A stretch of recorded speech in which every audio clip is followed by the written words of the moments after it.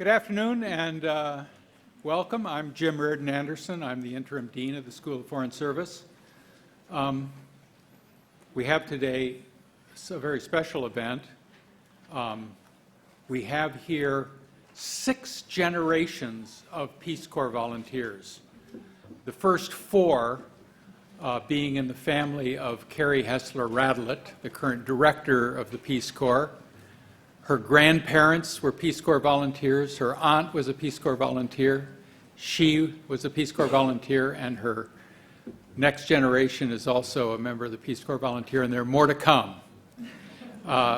More to the point, her aunt, the second generation of this 4th generation, was the program director when our own associate dean, Emily Zenick, was a Peace Corps volunteer. And both of her parents were Peace Corps volunteers. So we're loaded to the gills with Peace Corps volunteers, and we hope that many of you will follow in that tradition and choose to join the Peace Corps, which is a really wonderful and very American enterprise and one of our great contributions to the world. So we're especially delighted to have both Director Hesseler-Radelet and Dean Zenick with us for this program. And we will first hear from Director Hesseler-Radelet, and then she will agree to take some questions, and Dean Zenick will supervise the question and answers. So thank you very much for coming, and let me welcome Dean Zenick and Director Hesseler-Radelet to the stage. Thank you.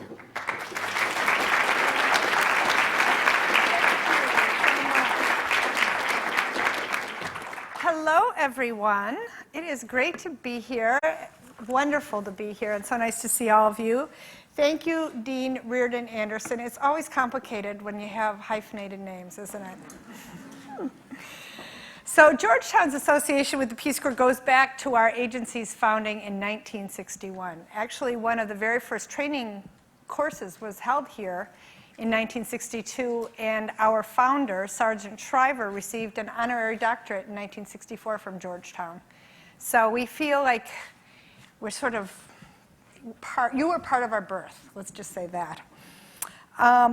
Many things have changed since those early days in 1961, since we started the Peace Corps, but some things have not. In 1961, Time magazine described the first volunteers this way. They said, Peace Corps volunteers are patriotic and adventuresome, with the patience of Job, the perseverance of a saint, and the digestive system of an ostrich. Now, I know there are some Peace Corps volunteers here, and I bet you can tell me that is true, right? Georgetown has been on the Peace Corps' list of top 10 universities since we started doing it in 2003. And in fact, you share number 10 with several other schools. We're very proud of that. Way to go. It's just a little bit higher than your ranking on the AP Top 25. But you still have time. So I want to ask how many of you are returned Peace Corps volunteers? Can you stand up? Because it's really just beautiful to see.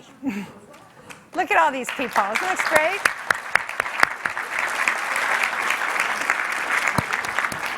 Yeah, there we go. We're all standing. Thank you so much for your service. I have to tell you, I'm especially grateful to you because every single place I go, I get thanked for you. It's really a great thing to be thanked for what someone else does. But no, seriously, because of you, we have friends, people who call Americans friends in the farthest corners of our globe. And in this fractured world, that is such an important thing. So thank you so much for your service. I want to illustrate the importance of Peace Corps with a story that I often love to tell. I met with President Alpha Conde of Guinea several years ago, and if you've heard this story from another speech, I'm sorry, but it is my very favorite story. So Alpha Conde was selected by President Obama to come to celebrate democracy in West Africa. And so he came here, and shortly before he arrived, his ambassador called and asked if I would come and meet with him at the Willard Hotel where he was staying. So I went there, and we had a fairly formal meeting. And then at the end of the meeting, he said, I invited you here because I want to speak to you from my heart about the impact that Peace Corps volunteers have had on my own life and on the lives of my people. In my case, there was a volunteer who lived next door to me in a hut in the center of Guinea, central part of Guinea. And he was an agroforestry volunteer. He went and worked with the farmers every single day. But in the evening, he opened up his home for homework help for anybody in the community, any student in the community who wanted extra help. And so I went there nearly every day. I was a high school student at that time, and I went there for math and science and English and French. And at the end of his 2 years among us, I had to take my West African leaving exam. And I passed that exam. I was one of 4 people in my entire country that passed that exam. And I was the only person from the interior of my country, the only person who wasn't from Conakry, the capital. And I know beyond a shadow of a doubt, I would not have passed that exam if it weren't for him. And I am certain that I would not be president today if it were not for the support and encouragement that he gave me. But even more important than his impact on me, which was profound, is the impact of your people, your volunteers, on the lives of my people. During the course of my 6-month campaign for presidency, I visited over 300 villages in my country. I went to communities way out east where my own campaign staff wouldn't go, and there were Peace Corps volunteers there. I went way up north, near the border with Mali. It's very dry. There's hardly any variety in food. He said, to this day, I don't have a prefet there, but there are Peace Corps volunteers there. And then I went to the central part of my country, where I am from, and he said, you know, the Chinese have built a great new road there, so the big international NGOs do come out, and they do some great work. They build schools, they give out food aid, they hold trainings. But you know what? At the end of the day, they get back in their big white SUVs, and they drive back to Conakry. And your Peace Corps volunteers stay. By your presence, you tell me, you tell my people that the United States cares about them, that my people are so important to you that you're willing to give up everything that is comfortable and familiar to you to come thousands of miles away to live among my people, to share their food even though it makes your belly sick, to speak our language even though some of our languages aren't even written down, to work on our priorities, not yours. Your being there validates my people in a way that sending them money, even building them a school, could never accomplish. Your presence in our villages validates my people more than the millions of dollars that your country sends my country every single year. My people are proud to teach you our language. My people are proud to teach you our culture, to share our culture with you. My people are proud to call you family because you give us a hand up and not a handout. And that makes all the difference. What an incredible testimony. You know, I hear this story in every single country I visit, and Steve can tell you I travel a lot. Sometimes it's a teacher or a nurse. Sometimes it's a taxi driver. Sometimes it's a president. There are 12 presidents in Africa today that say that they got their start from a Peace Corps volunteer. Sometimes 4 decades have passed since that person last saw their volunteer, and they can tell you every single thing about them. Most of us wonder if we ever really made a difference. I can tell you that you have. But I know I can speak for myself when I say that we feel like we got more than we gave, and I believe that's also true. That the love and the support and the encouragement that we got from our communities far outweighs anything we were able to give them. And that's also true. And that is the beautiful synergy of the Peace Corps, that the whole is really greater than the sum of its parts. The Peace Corps and Georgetown have so much in common. As the oldest Catholic and Jesuit institute of higher learning in the United States, you challenge your students to engage in the world and become men and women in service of others, especially the most vulnerable and disadvantaged. Through your emphasis on research to serve humanity and your commitment to solving some of the world's most challenging development problems, you've proven to be one of our most valuable university partners. It's really exciting to have you as our partners. So the topic of my conversation today is the future of the Peace Corps and how we're going to adapt to a changing world. So I want to tell you a little bit more about the Peace Corps for those of you who don't know about us. Our mission is no less than world peace and friendship. How about that? It's a pretty tall order. And we have 3 goals to help us get there. They are, first, to help the people of interested countries meet their needs for trained men and women. So it's a capacity building and development goal. Our second goal is to promote a better understanding of Americans on the part of people served. And then our third goal is to promote a better understanding of other countries and other peoples on the part of Americans. So the last two goals are cross-cultural goals. We currently have about 7,500 volunteers serving overseas in 67 different countries. We work in 6 sectors: education, health, agriculture, environment, community economic development, which is sort of like entrepreneurship, and youth development. Our volunteers live as members of the community for 2 years. As you heard from my story, they live in the same kinds of houses, they eat the same food, they speak the same language, they ride the same broken down public transport as everybody else does. When they get into their community, they spend a lot of time getting to know their community. They play soccer with the little kids, they have tea with the village elder, they hang out with the pregnant lady next door. They spend a lot of time with their counterpart, and this enables them to be effective at their job. In doing so, our volunteers develop powerful relationships of trust, which is really the foundation of their work there. On the strength of those relationships, Peace Corps volunteers are able to inspire those who they serve to discover their own potential, and I think that that is really at the heart of what we do. We help people find their own potential. Volunteers don't just do the work. What they do is they catalyze, they empower, they link community with services that are already there but perhaps they don't know about or they don't feel empowered to access. They offer encouragement and they broaden horizons. And by helping others, and I bet you all feel the same way, by helping others discover their potential, you discover your own potential at the same time. So as we look ahead 15, 25, 35 years into the future, what do we see? What we see are a few things. We see a world of increasing globalization and interdependence. We're already beginning to see that now. A world in which the security and economic prosperity of the United States is inextricably linked with other countries, even more than it is today. Growing population will lead to greater pressure on the planet as the race for natural resources, including water, is going to escalate tensions between nations and peoples. Between now and 2025, 1 billion more people will call Earth, planet Earth, their home, for a total of 8 billion people.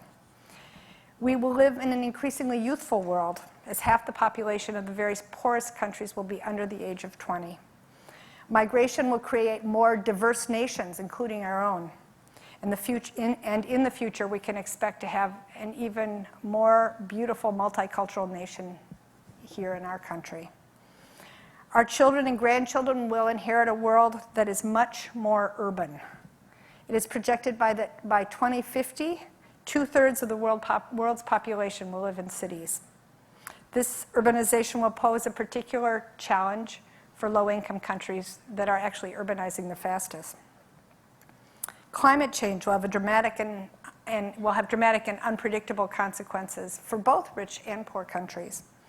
But the poor will bear a disproportionate burden of extreme weather and climate-related emergencies. Climate change will accelerate the challenges to all areas of development, including health, food security, economic development, national security. New technologies will offer hope to address some of our world's greatest challenges: new vaccines, new ways to connect with each other and learn from each other, improved agricultural technologies. Technology and the markets have already spurred the creation of millions, actually billions of people who are interconnected in our globe today. And this has given rise already to a citizen movement, really, where people are holding their governments and their institutions accountable, and that is very exciting. But technology also can bring problems. And there is rapidly increasing concern about cybersecurity. Most of you probably gotten the phone call that your credit card has been compromised. This is what's happening. We're all very dependent on the internet to manage all of our affairs, and that's going to be the case in the future. So something else to be concerned about.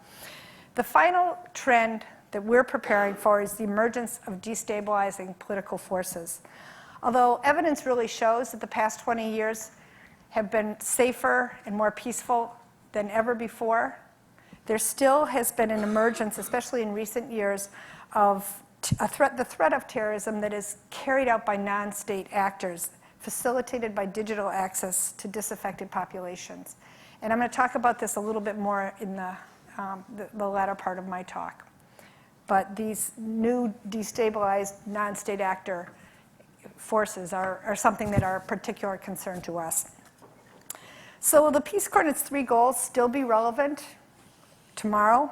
And if so, what do we have to do to adapt to this global environment? Well, I am highly biased, but I believe that Peace Corps will not only be relevant, but even more important in this increasingly diverse and interconnected world. Let me tell you why I think that's true. Let me start by saying that Peace Corps' place in the coming decades will depend on our ability to discern what the future holds and to become adaptable, resilient, and true to our mission, so that the Peace Corps can be a vital force in years to come. Peace Corps' first goal is to help the people, I told you, help the people of interested countries to meet their needs for trained men and women. So it's a development goal. Although the past 20 years have demonstrated the greatest development progress ever exhibited in human history, billions still live in abject poverty. Extreme poverty, lack of opportunity, and social injustice lead to political and economic instability, conditions that foster hopelessness and breed terror. On the other hand, economically stable countries that are committed to providing for their people, addressing climate change, and respecting the rights of its citizens are safer, more prosperous, and better global partners. Peace Corps builds the capacity of our host countries to address issues of poverty, gender inequality, and lack of opportunity at the last 10 miles, the places where other development agencies and even sometimes host governments have difficulty reaching. In order to better prepare ourselves for that task in the future, we've just recently completed a huge reform effort where we have looked at every aspect of our technical work and in partnership with others have identified those project activities that have proven through evidence to be most effective at achieving development impact. And we are working with really leading experts in the field to help us determine what those interventions are and how we can train our volunteers to carry them out with their communities. We want to make sure that our volunteers are trained to deliver impact. But our model is one of community-based programs, and I believe that the need for community ownership and resilience will be even more important in an increasingly unpredictable world. And because we're going to be there at the request of our communities, as we are already, we'll be working on issues that are most critical to them at that point of time. And I honestly can't pretend to tell you that, what that is in the future. I can't tell the future. But I do know that whatever it is, it'll take us all by surprise. And I want to just talk about the Ebola epidemic for 1 second as an example of that. Now, a few weeks ago, World Bank President Jim Kim was here, and he talked about how the global community was not prepared to properly address that epidemic.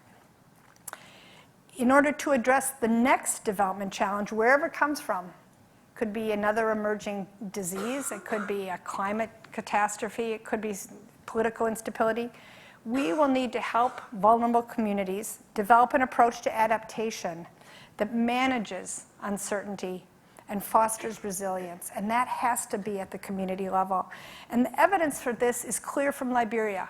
What you saw was an international, community that really had a hard time going. And it wasn't actually until the Liberians themselves took hold of the epidemic and began changing their own behavior that the epidemic actually turned around. And now, if you listen to the news, you see that there are just 2 cases a week, which is extraordinary. I want to give you a modern-day example of how strategic and empowered local action can make a difference. So I'm going to tell you the story of Ian Hennessy. Ian was a Peace Corps volunteer in southeastern Senegal. Any volunteers from Senegal here? No, okay. He was in the Kédougou region, which is the very southeastern part near Mali, highest prevalence rates of malaria in that country. So he worked with his best friend and fellow community health worker, Sheikh, and one of the things they did is they did a village-wide distribution of bed nets.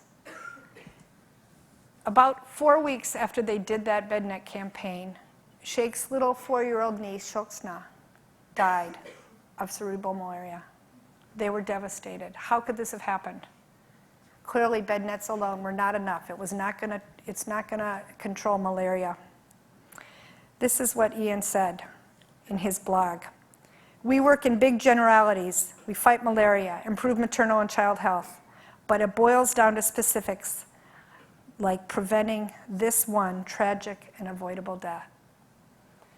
They were devastated. And so he and Sheikh and their fellow community health workers put their heads together, and they said, what can we do to make sure this can never happen again? And they came up with the idea of being extremely proactive, of going out to each household once a week, asking people if they had symptoms of malaria, headache, fever, nausea. If they did, they had rapid diagnostic test kits. They would test them on the spot, and if the test was positive, they would treat them. If they had severe malaria, they would accompany the person to the hospital. Now, this was a new idea because although the community health workers were empowered to diagnose and treat malaria, they did it from the health center. They waited for people to come to them. This was a proactive model. So Ian actually went to the Senegalese National Malaria Control Program and asked for their permission. And then he went to the Centers for Disease Control to see what they thought about it. And this is the US CDC. And they were intrigued. So they agreed to do the evaluation on his little study in his small little village of 500 people. And so they did a baseline in Ian's village and another village that was 30 miles away that had the same bed net coverage rate and the same malaria incidence rate. After one rainy season, the difference between the communities was that Ian's village had a 90% decrease in malaria incidence. 90%. We've never seen those kind of numbers anywhere. Well, that's fine, you might say, in a small little village, but can that scale? So another volunteer had come at this time. Ian was done with his Peace Corps service. Her name was Ann Lynn. They decided to scale it up and try it in 15 villages. So Ann and Sheikh and the community health workers trained all the community health workers in those other 15 villages. Again, CDC evaluated the project. Same result, 90% decrease in malaria incidence. So then the president actually got interested in this. And he said, well, can you do it in a state? So they just, about a month ago, finished the evaluation of the same proactive case detection and treatment approach in the entire southeastern state of Senegal, an area that was home to 1.5 million people. Sheikh and his fellow community health workers trained thousands of community health volunteers. And with the help of about 17 Peace Corps volunteers, they carried out this program. The result was an 88% decrease in malaria incidence. And it has become Senegal's community-based approach to malaria prevention and treatment. And just a few weeks ago, Anne was invited to brief the Office of the UN Special Envoy for the Millennium Development Goals to hear about her results and to try to get them scaled up in other countries. Right now, we have 3,000 Peace Corps volunteers who are working across sub-Saharan Africa using this approach to stomp out malaria. Now, that's a very dramatic result, but it shows that when you work in partnership with others, but especially when you listen to the community, help them identify both the problem and the solution, and then you work to link them with others who can support them. That's where you see powerful change. And I have to tell you, Sheikh and his team of community health workers feel so incredibly empowered by this experience. So the other change that we're seeing is that now that countries are more developed and they have their own university-trained leaders, they are also now asking for higher skilled volunteers. And so we created a new program called Peace Corps Response, which is shorter-term assignments for higher skilled individuals. And as part of that, just this past year, we created a new program called Global Health Service Partnership, where we have sent now 70 doctors and nurses to work in 3 countries in Africa. It will soon be scaled up to 5. Now, we were a little worried about sending doctors to serve as Peace Corps volunteers, and they are Peace Corps volunteers, but it has been a phenomenal success. And we expect that this is the kind of innovation that we'll be needing to do in the future as we consider other technical corps to meet the needs of our rapidly developing host country partners. Another theme is that as we move forward, it's really a priority to make sure that technology and innovation is woven through all of our work. Technology has the power to help us address and help our communities address some of the most important development challenges that they have. So globally, I think you've probably heard the statistics. more people have cell phones than have access to latrines or clean water. So they are a resource that everyone has. Many developing countries are leapfrogging technology. We spend a lot of time in Liberia. I can tell you I can get a better cell phone signal in Liberia than I can in my own house in Falls Church. Our communities need to become digitally literate so that they can access the tools and services that they need that will help them develop. So for example, I can imagine a future where much more data is available writ large and where communities can have access to that data.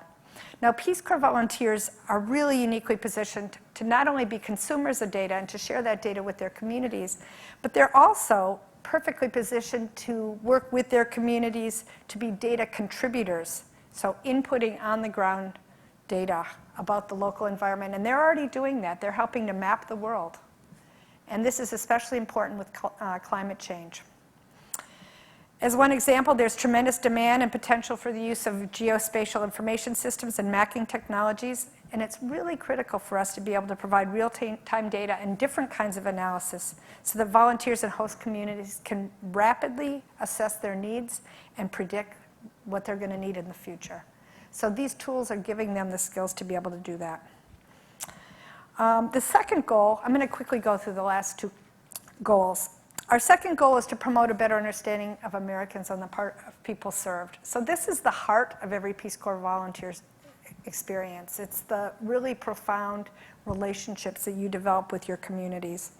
Now, the beauty of Peace Corps service is that most of us work with a lot of young people. 70% of our beneficiaries are under the age of 30. And these young people, whose lives are touched, grow up to be leaders in their country. I shared the example of Alpha Conde, and I told you that there are 12 more presidents in Africa alone who attribute their start to a Peace Corps volunteer. I firmly believe that the greatest tragedy in the world is not poverty, because I've seen a lot of people who are poor, but who are very, very rich in spirit, rich in family, rich in love. The greatest tragedy is the lack of dignity, opportunity, and hope. Peace Corps volunteers nurture the leaders of tomorrow. Not just the elite, the wealthy, those who have access to opportunity that you find in capital cities. Our volunteers work with the rural, the undiscovered, those with potential who have given a little bit of support could make a huge difference in their communities. And I bet you all of you can think of someone who just really surpassed all expectations and are really now making a huge impact in their communities. I think of Surin Pitsuwan, who you may know. He used to be the foreign minister of Thailand. He was here and he spoke actually it was almost a year ago, and he said to me, I would be a rice farmer today if it weren't for a Peace Corps volunteer. He's one of the most incredible men that country has, but he could have been a rice farmer. So that's what Peace Corps volunteers, they identify potential. You all remember the YALI program? 2/3 of the YALI participants were identified by Peace Corps volunteers. We identify potential and we give people a little boost so that they can achieve their own potential. We don't do it for them, they do it for themselves. So as we look in the future, who will we need to reach to foster a better understanding of Americans? I think those who don't know us, who are fearful of us or fearful of our differences. It's a constantly changing landscape, but now we're really looking to expand our outreach in Muslim communities. Right now we work in 19 predominantly Muslim countries. But other countries cross my mind for the future. For example, this month I can say that perhaps we will have a Peace Corps program in Cuba.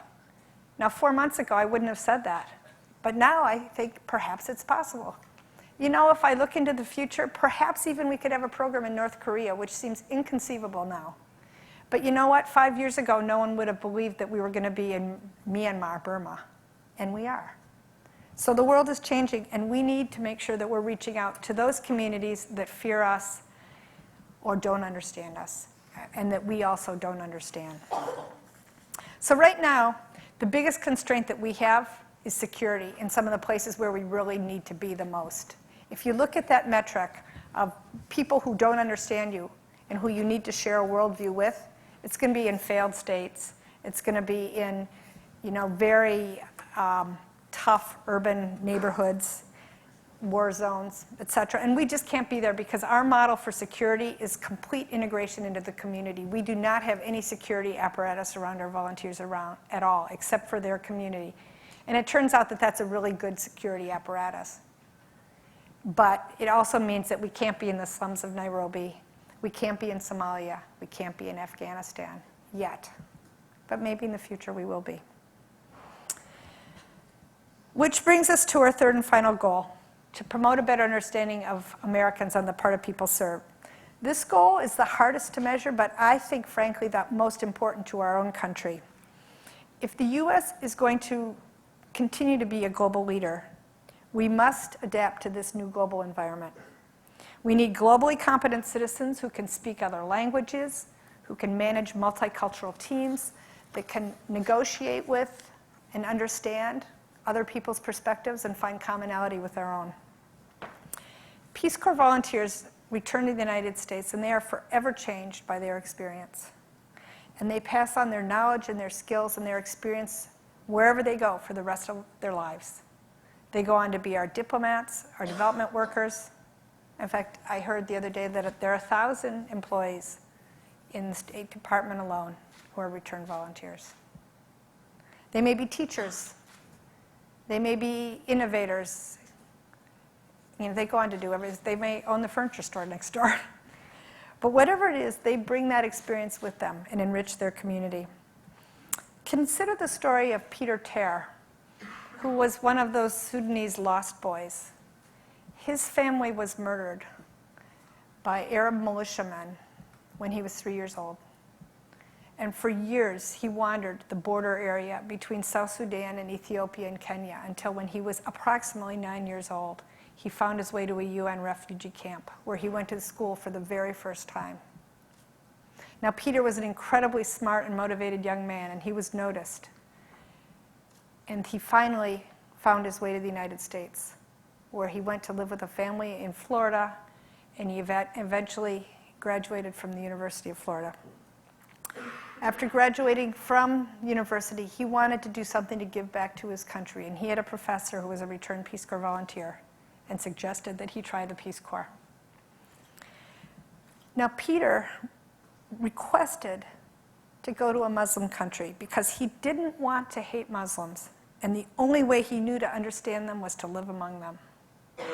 And so he was given the assignment to work in remote Azerbaijan, where he was to teach English, in a place where many villagers, most villagers, had never seen a person of color before.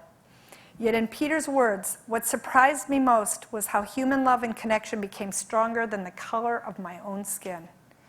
Peter extended for a third year in Azerbaijan and then returned to go to graduate school at Brandeis. And he just graduated last year, and he is now in the Foreign Service representing our country.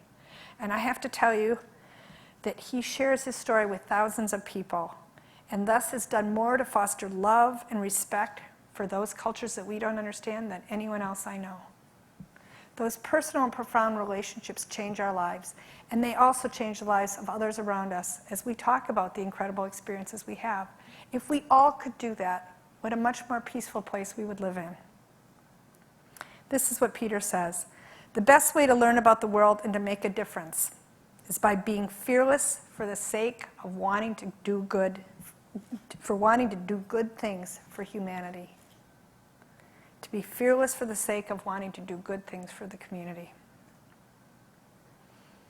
Getting back to where we started, here on this campus, you are a university that is committed to preparing the next generation of global leaders to make a difference in our world.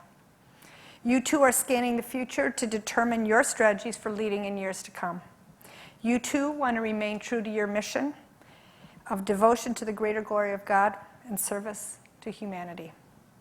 Georgetown students and faculty, like Peace Corps volunteers everywhere, are visible evidence that we stand with our fellow nations, that we stand with them against poverty, stand with them against gender inequality, stand with them against discrimination, against economic disparity.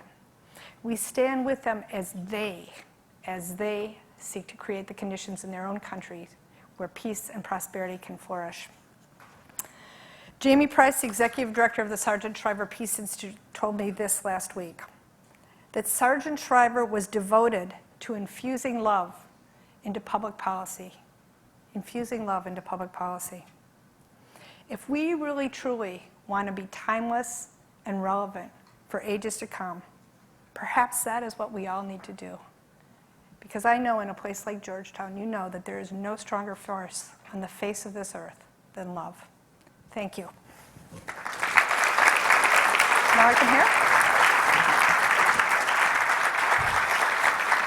Thank you. Hope it wasn't too long. Thank you so much for coming and spending time with us today. I know people here have questions, so there are mics set up, and there's one mic here, and there's another mic here. So please come ask your questions. When you have a question, please state your name and affiliation and your question very clearly.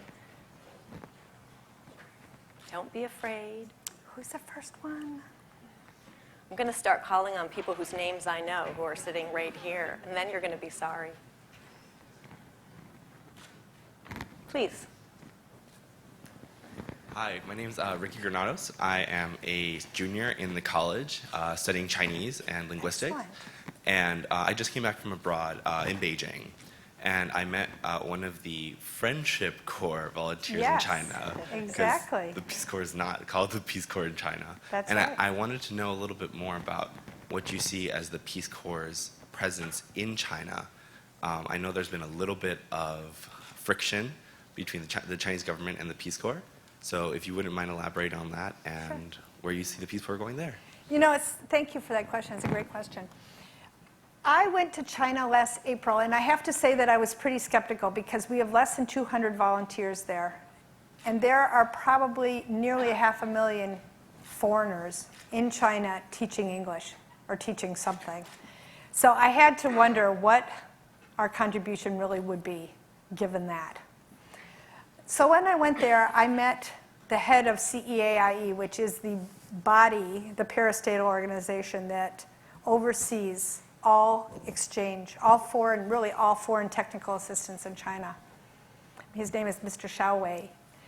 And he told me, and I believe him actually, he said to me, I believe that your small little Peace Corps program is the most important program we have in this country. And the reason is that the future of this world depends on your nation and my nation being able to understand each other, to speak each other's language, to appreciate each other's culture and what the other brings to the table, and to know each other. And so he totally changed my mind. In fact, he gave up. He has a very busy schedule. In fact, he's traveling constantly. But he gave up his time. He spent all 3 days with me. He went to the very far western part, a very remote part of China, because our volunteers are teaching in the most remote parts of China. And then he came to the UN like a week later and on his own dime took a train down to have dinner with me. So I really believe what he said was true. And I actually believe that too. I now think that our program in China, even though it's small, is incredibly important. So, yeah. Nice. Others?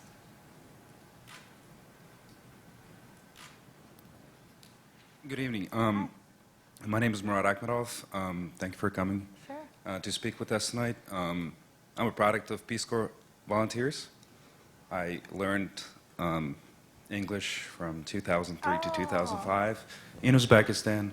The girl was from Vienna, Virginia, and the guy was from Kansas City, Missouri. And I came here for college, and I ended up here, not going back. I'll talk about you in my next speech. My question to you is, the Peace Corps left Uzbekistan in 2005 after popular protests took place in May of 2005. I know the Peace Corps has a hiatus of 5 years where they do not go back or negotiate to get back in the country.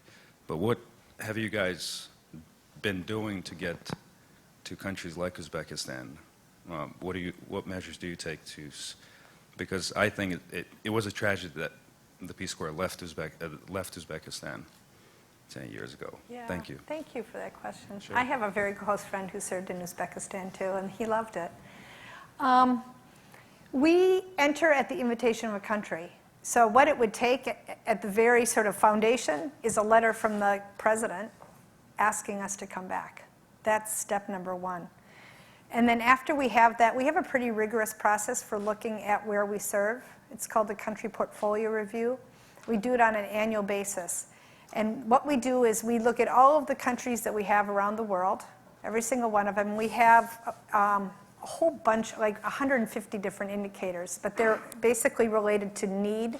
And for need, we use the measure of the Human Development Index compiled by the United Nations with the Gini coefficient, which is a measure of economic disparity. So that's the need category.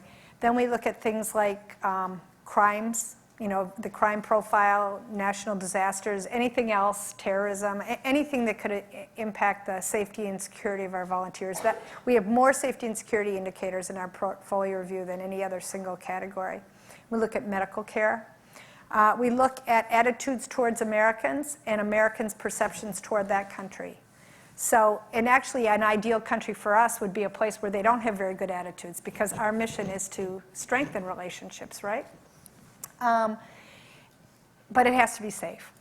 And then we look at things like, what do previous volunteers say about it? So we have the data from volunteers who served in Uzbekistan.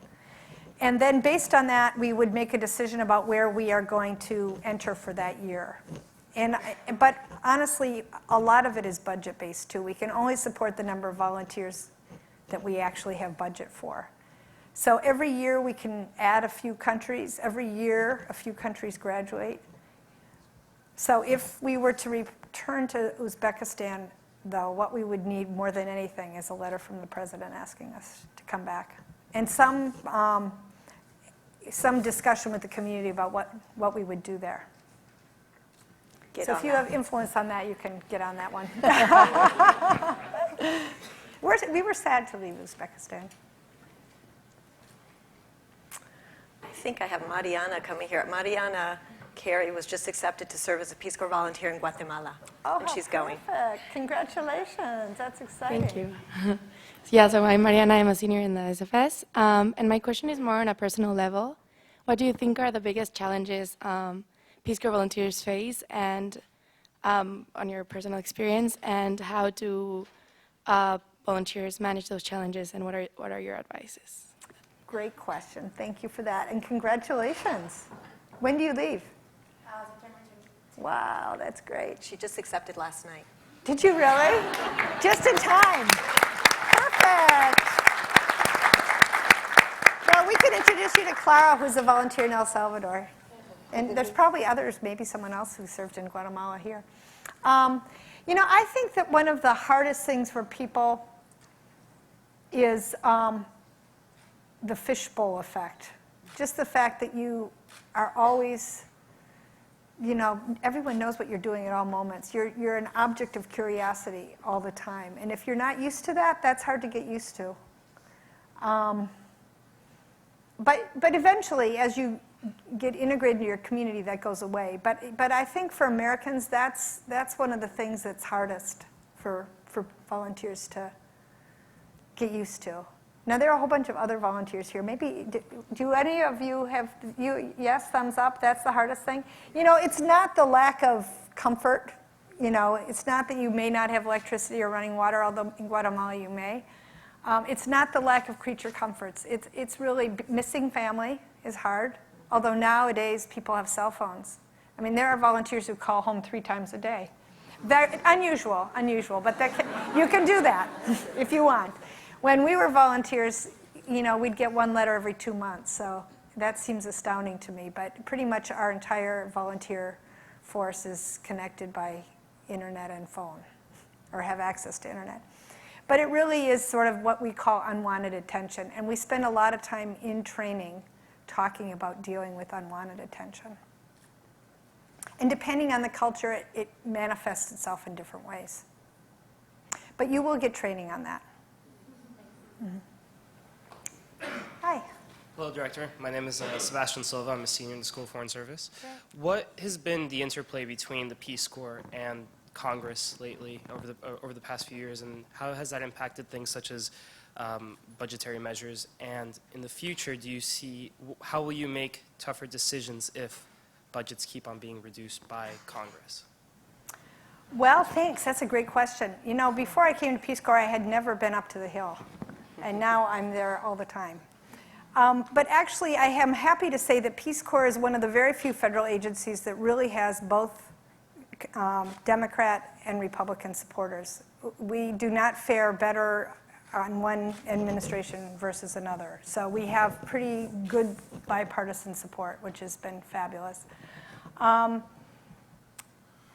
You know, they watch over us. So if there's ever an issue, I mean, we had to go up, well, I'll just tell you, last week we went up to talk about Ukraine because we had temporarily suspended our operations in Ukraine, and we're considering going back. But of course, there's, you know, it's not looking great these days.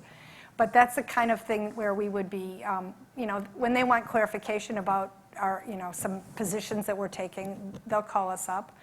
They are supportive. In fact, we are hopeful that we're going to get the biggest budget we've ever gotten, even though other agencies are seeing cuts. They have been very supportive, especially since we have undergone our reform effort. The last 5 years has been a period of intense reform at the Peace Corps, and I told you a little bit about that reform of our technical work. But we've been doing similar work in all aspects of our operations, including safety and security and medical, which is an area that a lot of people are interested in, as you can imagine. So they've been incredibly supportive. You know, I go up often, and even when I go on the road, I go to congressional districts and do events with returned Peace Corps volunteers and members of Congress. They love Peace Corps volunteers. And often when they travel, they go visit them. So I would say probably the major issue we talk about with Congress is around safety and security.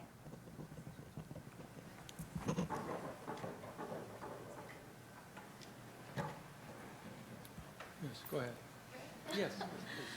Hi, I'm Sophie Skogard. I'm a senior in the SFS. I actually just accepted an invitation to serve in Botswana. Woo, Yeah, so. I just came back from Botswana. And so my question, I know that Botswana was a country that was graduated in the 90s and then was asked to come back to help with the HIV/AIDS epidemic. And I was just wondering what it means to graduate a country, and I'm sure it's a decision made on both parts, but whether it comes more from Peace Corps or from the country itself. Great question, and congratulations on Botswana. It's a wonderful country. Our country portfolio review process enables us to really identify where we should be in the world.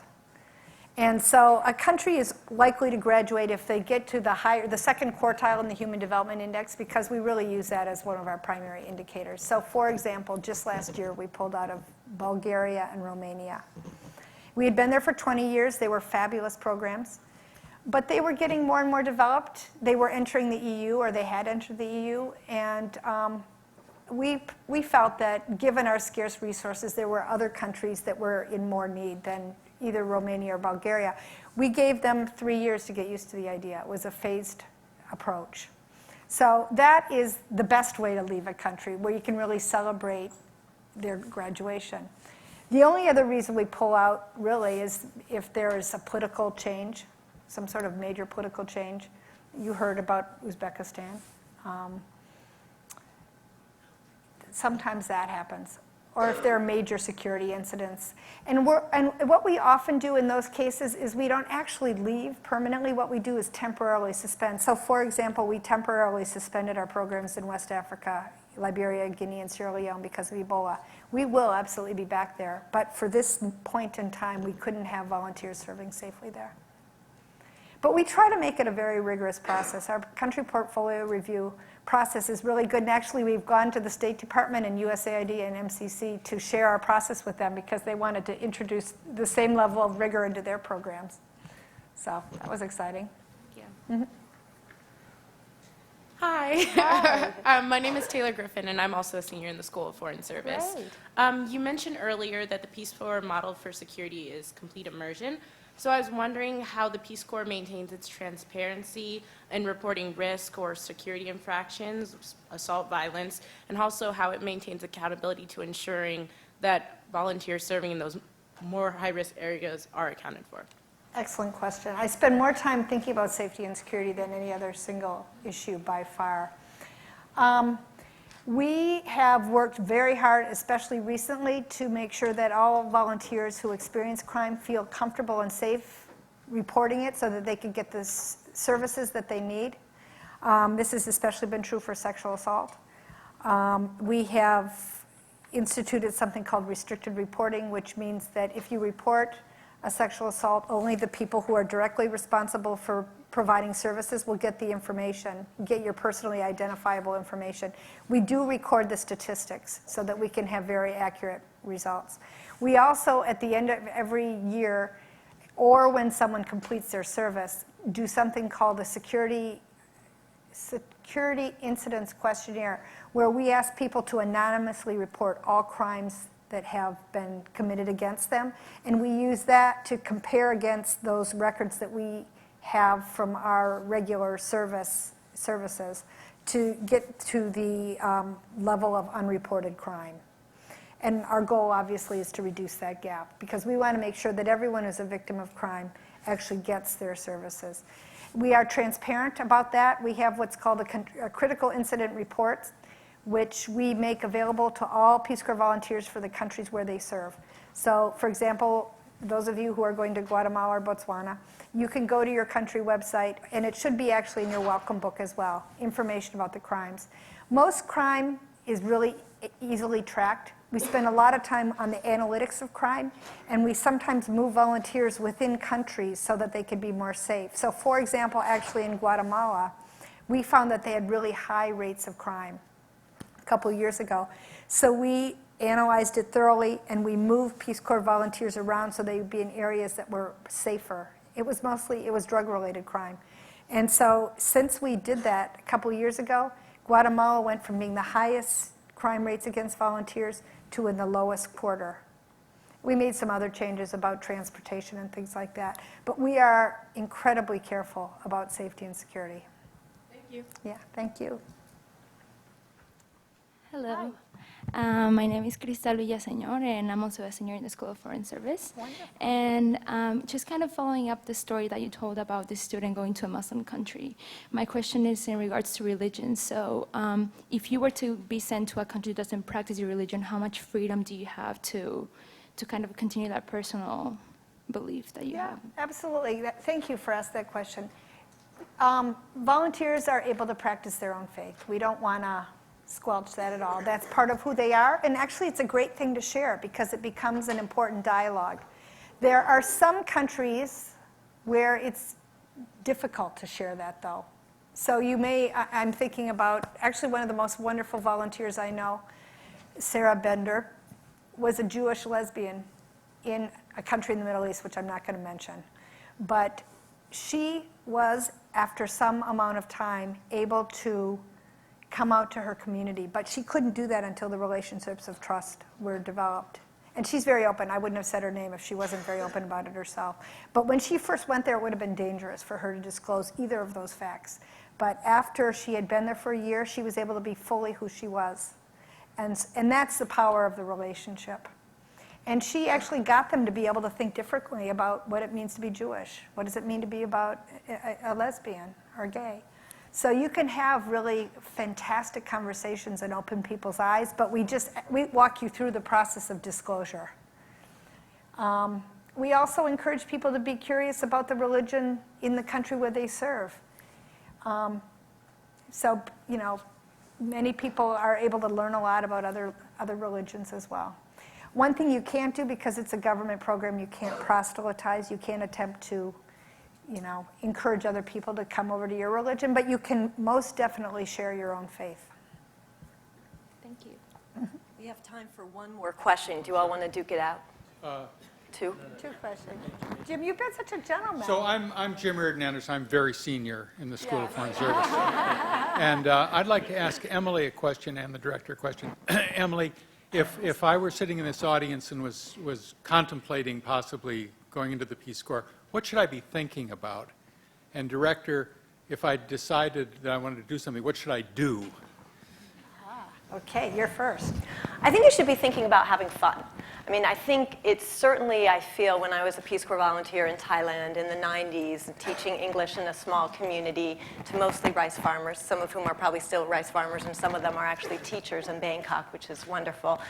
I was there to feel like I was meeting a basic needs, and like Carrie said, I mean, I think I learned so much more from the community that I felt like I ever taught them. And the first year was really just learning the Thai language, which actually was at least a 2.5-year process, but during the first, the most meaningful. But there were so many times where I just had to remind myself what an awesome experience this was, to have the ability to be a teacher in a community.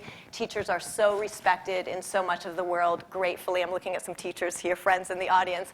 And it's a wonderful thing to feel an insider immediately into a community and to really have fun. And it was that experience that made me realize how much I wanted to work with young people. I think I knew middle school wasn't totally my jive. I came back to the States and I taught high school and I taught some adults at a language institute, and it wasn't until I came to graduate school here at Georgetown that I realized actually it's college kids that I like working with. So I think to remember to have fun and to look at this experience as probably being fundamental in shaping who you are, what's important to you, and what you value. And what you should do when you're a volunteer? Well, how do I get into the whole? Okay, thank you. Perfect. We planted him here. Go to our website, www.peacecorps.gov. We have a very easy application process, which we just piloted, and we've had phenomenal success. Now, those of you who already served know that it used to take 8 hours. If you sat down in one setting, it would take you 8 hours to complete our application. It was a nightmare. And now you can apply to the Peace Corps in 1 hour. Yeah. What's that? It's easier than applying to Georgetown, exactly. So anyway, the other great thing now that's new is that we offer choice. If you study Chinese and you really want to serve in China, you can apply for China. You also have the option to say you'll serve wherever you're needed. And what we found, actually, ironically, is more than half of our applicants say that they'll serve where they're needed. But the difference is that that's their choice. They chose to say they'd serve wherever they're needed. So we're very excited about it. The result has been absolutely phenomenal. We are on track to have the highest number of applications in 40 years. Yeah. But check it out. And the other great thing about the website now, technology, it's so wonderful. You can literally shop the Peace Corps world. We're just about our next iteration of our application process, which will be ready in about a year, will literally make it as easy to view the options in Peace Corps and choose what's right for you as shopping for shoes. So. Our last question, sir. Well, let me try one. Probably Jim's would have been a better round-off question. My name is Ian Guest. I'm an adjunct professor here at the School of Foreign Service. I also run a fellowship program.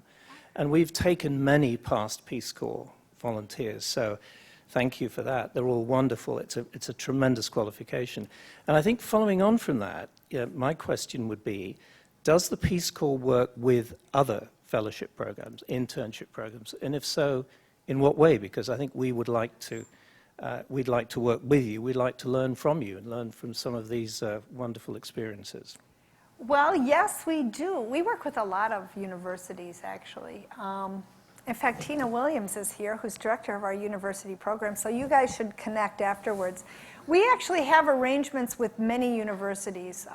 We have our own formal fellowship program. It's called the Coverdell Fellows Program, where universities, we make a memorandum of understanding with universities where they can agree to host volunteers who apply for that program.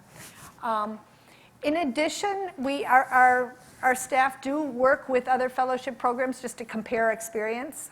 Part of our mandate is to support volunteerism and service, and so we do that with universities on a very regular basis.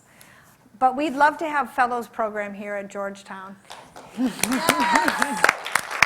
There's also another program I'll just mention quickly, which is called the Masters International Program, which is a program where you apply to graduate school, and then you apply to Peace Corps at the same time, and you get academic credit for some of your Peace Corps experience, and you do some research in an area that's relevant to your Peace Corps service. So in 3 years, you can accomplish both a master's and Peace Corps service. So both of those are wonderful programs, and Tina would love to talk to you. Thank you. Thank you so much for coming and spending time with us today. Sure, it was fun.